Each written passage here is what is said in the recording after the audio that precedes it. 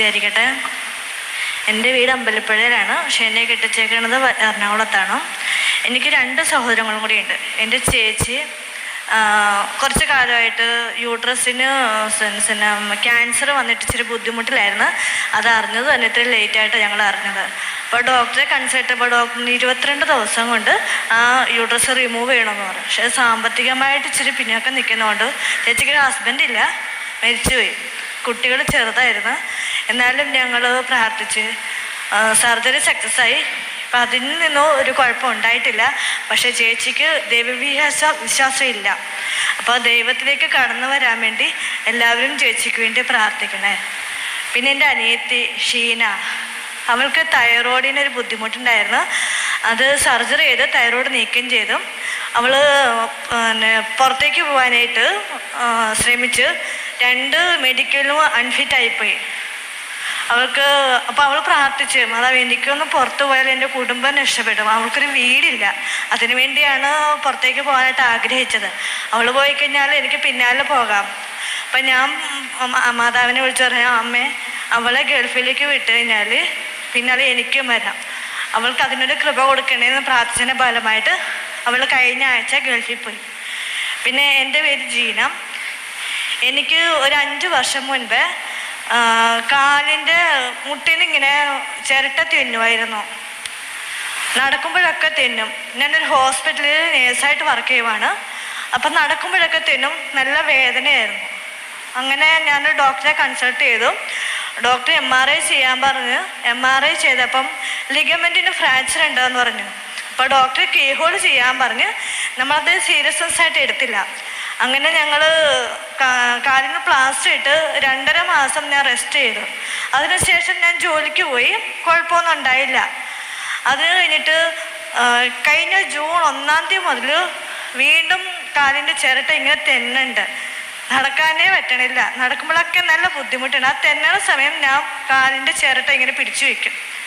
ഡ്യൂട്ടിക്ക് പോകുമ്പോഴേക്കും കാല് മടക്കി നടക്കാൻ പറ്റണില്ല, ഭയങ്കര വേദന.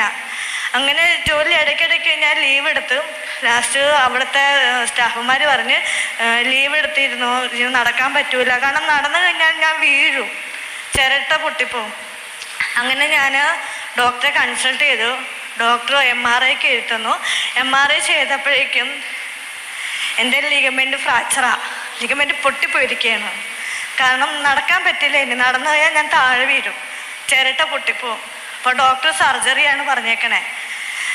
ഞങ്ങൾക്ക് 2 പേർക്കും ജോലി ഉണ്ടെങ്കിലും സാമ്പത്തിക ബുദ്ധിമുട്ടുണ്ട്. അപ്പം ഞാൻ പറയാം, അമ്മേ നീ മാത്രം എനിക്ക് ആശ്രയമുള്ളൂ. സർജറി ചെയ്യണമെങ്കിൽ 80,000 രൂപയാവും. എൻ്റെ 10ൻ്റെ പൈസ എടുക്കാനില്ല. എൻ്റെ അമ്മേനെ അനുഗ്രഹിക്കണം. അങ്ങനെ ഞാൻ പ്രാർത്ഥിച്ചതിന് ഫലമായിട്ട് എൻ്റെ റിലേറ്റീവൊക്കെ എന്നെ സഹായിച്ച് എനിക്ക് സർജറി സക്സസ്സായി. പക്ഷേ ഹോസ്പിറ്റലിൽ അഡ്മിറ്റായി. ജൂലൈ 20-ാം തീയതി സർജറി ചെയ്യാൻ വേണ്ടി 16-ാം തീയതി അഡ്മിറ്റായെങ്കിലും എനിക്ക് ഉറക്കമെന്ന് പറയുന്നത് ഇല്ല.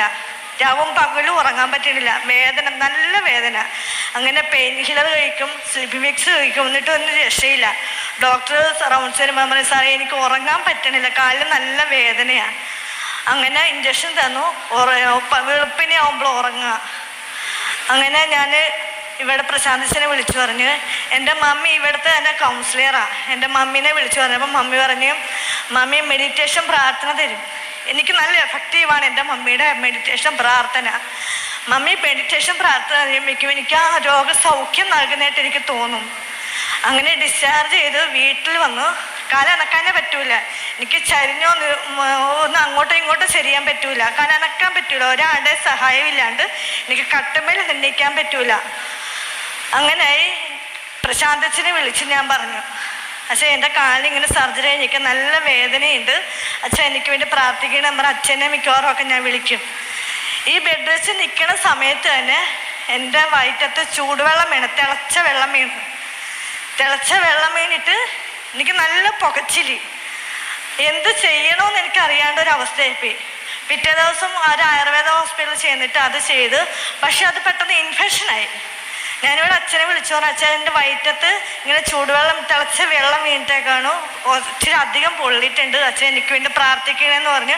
അച്ഛൻ പ്രാർത്ഥിച്ച് 4-ാമത്തെ ദിവസം കൊണ്ട് അത് ഉണക്ക് തുടങ്ങി. ഇപ്പം കാലിൻ്റെതായ ബുദ്ധിമുട്ടുകളോ അല്ലെങ്കിൽ വയറിൻ്റെ പുള്ളിയുടേതായ ബുദ്ധിമുട്ടുകളോ ഒന്നുമില്ല. ഞാൻ ആ മാതാവിനോട് പ്രാർത്ഥിച്ചായിരുന്നു, എനിക്ക് രോഗസൗഖ്യം തന്നു കഴിഞ്ഞാൽ ഞാൻ IMS വന്നിട്ട് സാക്ഷ്യം നൽകാമെന്ന് പറഞ്ഞു.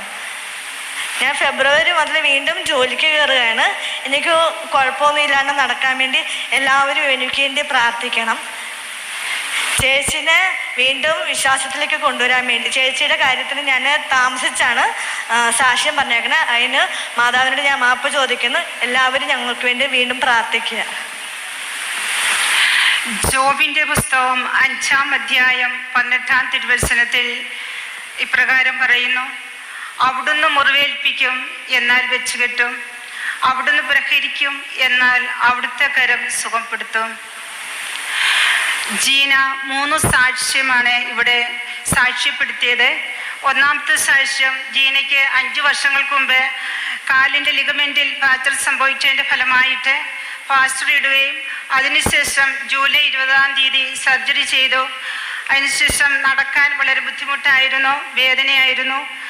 IMS അമ്മയുടെ നടയിൽ വന്ന് സാക്ഷ്യം പറയാം എന്ന് പ്രാർത്ഥിച്ചതിൻ്റെ ഫലമായിട്ട് ആ മകൾക്ക് വേദനയില്ലാതെ നടക്കുവാൻ സാധിച്ചു. രണ്ടാമത്തെ സാക്ഷ്യം, ജീനയുടെ ചേച്ചിയുടെ യൂട്രസിൽ ക്യാൻസർ ആയിരുന്നു. ഈ മകൾ ഇങ്ങനെ പ്രാർത്ഥിച്ചു: IMS അമ്മേ, ഞങ്ങളുടെ ആശ്രയമേ, എൻ്റെ ചേച്ചിക്ക് രോഗസൗഖ്യം നൽകിയാൽ ഞാൻ IMS അമ്മയുടെ സന്നിധാനത്തിൽ വന്ന് സാക്ഷ്യം പറയാമെന്ന് പ്രാർത്ഥിച്ചു. ജീനയുടെ സഹോദരി ജിഷി സൗഖ്യം പ്രാപിച്ചു. മൂന്നാമത്തെ സാക്ഷ്യം, ജീനയുടെ അനിയത്തിക്ക് മെഡിക്കൽ ഇഷ്യൂസ് ഉള്ളതുകൊണ്ട് ഗൾഫ് രാജ്യങ്ങളിൽ ജോലിക്ക് തടസ്സമായിരുന്നു. ജീന തൻ്റെ അനിയത്തിക്ക് വേണ്ടിയും IMS അമ്മയോട് പ്രാർത്ഥിച്ചതിൻ്റെ ഫലമായിട്ടും സാക്ഷ്യപ്പെടുത്താമെന്ന് പറഞ്ഞതിൻ്റെ ഫലമായിട്ടും പൂർണ്ണ സൗഖ്യം ലഭിച്ചു. ദൈവം ഈ കുടുംബത്തിന് ചൊരിഞ്ഞ എല്ലാ നന്മകൾക്കും കൃപകൾക്കും ദൈവനാമത്തെ മഹത്വപ്പെടുത്തിക്കൊണ്ട് നമുക്ക് നന്ദി അർപ്പിക്കാം. യേശുവേ സ്തോത്രം.